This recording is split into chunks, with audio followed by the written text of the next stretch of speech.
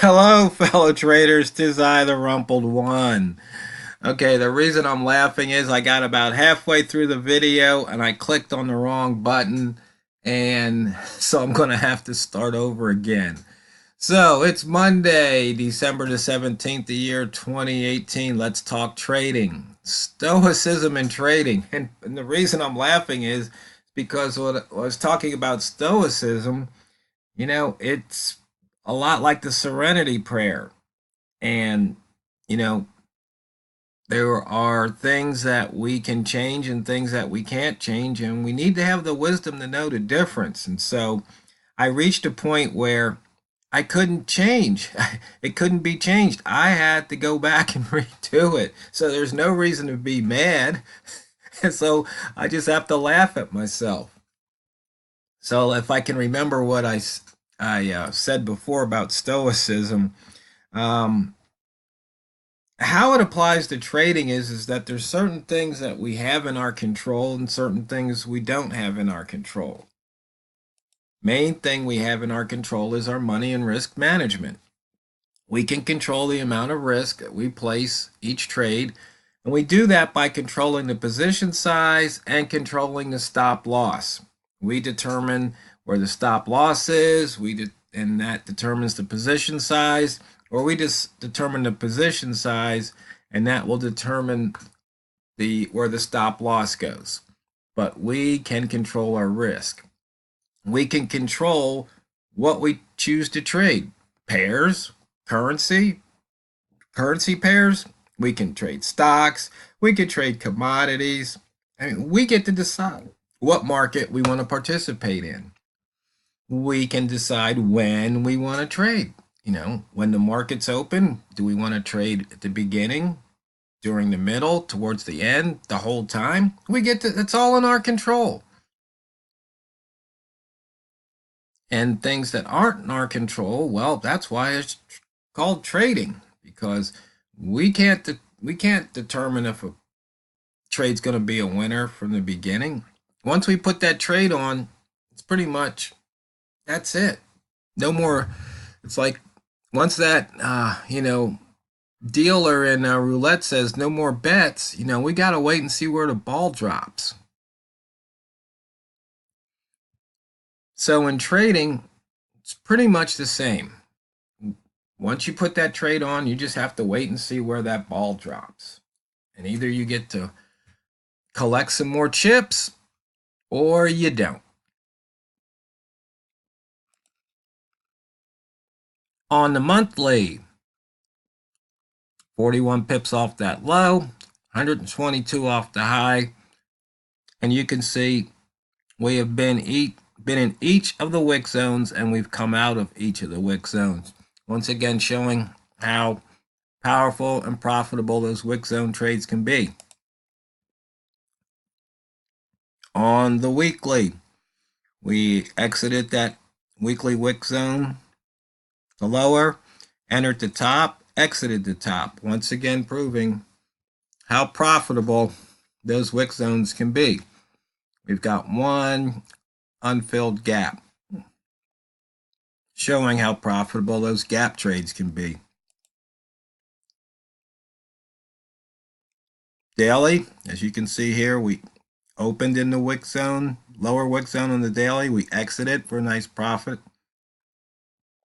And we just did a tap on that lower wick zone, but now we're back in it. 5 pairs with the range, high minus low, currently over 100. Now we're back into the short zone here. As you can see, when market opened, the bias was long. We had the pivot point up here. Price came, hit the pivot, reversed, and you can see here, we're now looking at this double O or triple O. I just hate that extra digit. So at the 128, even psychological trade. And the red rats feasted, green rats tried, scratch trade or a couple pips at best. And as you can see here, we're coming back down, looking to exit that rat zone. we took out the pivot, we hit the weekly pivot, didn't quite get back to the monthly pivot. That's what I was looking for. But you can see here, we had a small breakout of yesterday's low. And we took out that pivot as mentioned before. Yesterday, Sunday, it was still open. And you can see here, 3-ball, green at the line, good for almost 10 pips. And so right now, the 2810 is the long trigger. Once again, just trading at candle color at the line, proving to be profitable. Now you see here, we had this big down, more down, pop here. So now first line to encounter was this one. That's where the trade is. You see the direction was this way. It stopped, it reversed. You want to trade the first line, not so much the second line. So if you missed that trade, well, you're taking your chances here. But whenever you're trading, you're taking your chances. It's just something to be aware of. And we are in that lower wick zone.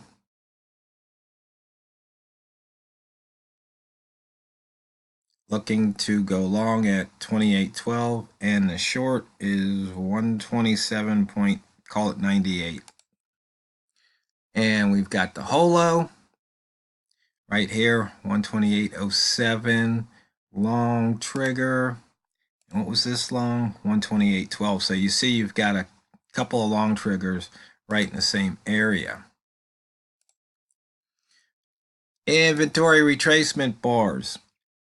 Long trigger at 28.10 and a short trigger at 128.02 that just triggered as a Larry live trade, but it's pulling back. So you see here, you've got these short triggers all stacking up.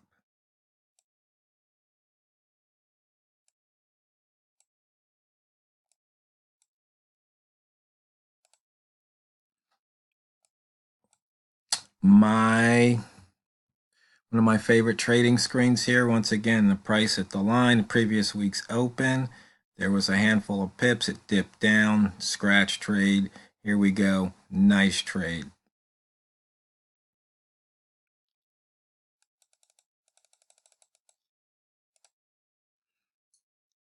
And you saw before the buying has been going on right here, and that's good for about 4 pips at the moment. And you can see here Einstein trades. Basically, price is just oscillating right now or ranging. So be happy with a couple of pips. Inside bar once again. For this pair, we're looking at the monthly. And as I mentioned before, the monthly triggers are far off, but the daily proved once again to be profitable. This bar here was an inside bar. You see it was lower high and a higher low. So taking this short at 128.27 proved to be profitable. So that is how this is being used. And once again, it's the inside bar plot that I've updated. And we need to put this back to the... So as I mentioned yesterday, I'm really looking at the first day of the month, the high and the low, as a opening range for the month, breakout type of trade. And you can see here, price got back inside that opening range, but fell below. So that's what we're looking at, the first day of the month, and then we're going to use the first day of the week for a opening range breakout. And just once again, looking at the frequency distribution on the H1, showing that, there's a good chance each hour is going to be 10 pips or more. Now, one thing I'm going to be looking at is these anomalies. You see here 70, 79, 40 to 49. So I'm going to look probably at any bar, H1 bars over 40 to see if it's more likely we have a continuation like this one. So we've got this. So when it breaks out, that we're going to get some nice downside. Or if it goes the other way, some nice upside. So that's something I might be studying in the upcoming year. Once again, the wicks, dynamic wicks, we can see here